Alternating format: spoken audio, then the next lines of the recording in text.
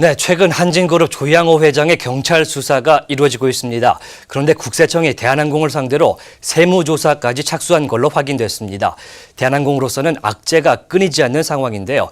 취재기자 연결해서 알아봅니다. 이상훈 기자. 네, 대한항공 본사에 나와 있습니다. 네, 국세청이 대한항공을 세무조사한다는 것이 어떤 이유 때문인가요?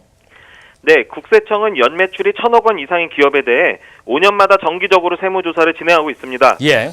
지난 2010년 5월에 세무조사를 했으니 2015년이나 지난해에 세무조사가 있을 것으로 예상됐는데요.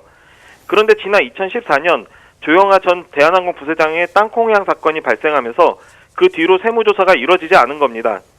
당시 대한항공 조종사 노조 조합원들이 서울지방국세청 앞에서 대한항공에 대한 세무조사 촉구대회를 열기까지 했습니다. 하지만 국세청은 노조가 사측을 상대로 세무조사를 촉구한다고 해서 세무조사에 나서는 경우는 없다며 탈세 또는 비자금 조성 등의 혐의가 드러나거나 세무 누락이 있을 때만 세무조사에 나설 수 있다고 말하기도 했습니다. 네, 그렇다면 이번 세무조사는 탈세로 인한 조사라기보다는 일반적인 정기 세무조사라고 볼 수가 있을 것 같은데 말이죠. 문제될 거는 없어 보입니다. 어떻습니까? 예, 맞습니다. 예. 하지만 대한항공의 이번 세무조사는 앞서 불거졌던 조현아 전 대한항공 부사장의 회항 사건, 조양호 한진그룹 회장이 회사 돈 30억 원으로 자택공사를 횡령한 횡령 혐의, 그리고 조종사 노조가 주장하는 각종 의혹들 뒤에 이뤄지는 만큼 좀 더 강도 높은 세무조사가 이뤄질 것으로 전망됩니다. 예.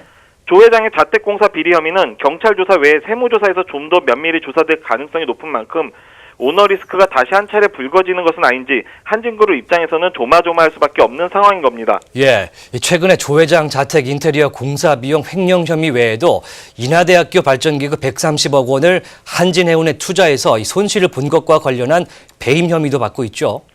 그렇습니다. 예. 국세청도 이 부분을 간과할 수 없을 겁니다. 고의적 탈세 혐의 등이 명백히 드러날 경우 조세 범칙 조사로 전환될 수 있습니다. 여기에 대한항공 조종사 노조는 지난 20일 회사의 파업 참가 명단을 제출하기도 했습니다. 총 396명이 추석 연휴 기간인 10월 1일부터 7일까지 파업할 계획인 만큼 여행 수송 차질과 이로 인한 손실은 불가피할 것으로 보입니다. 지금까지 아시아경제TV 이상훈입니다.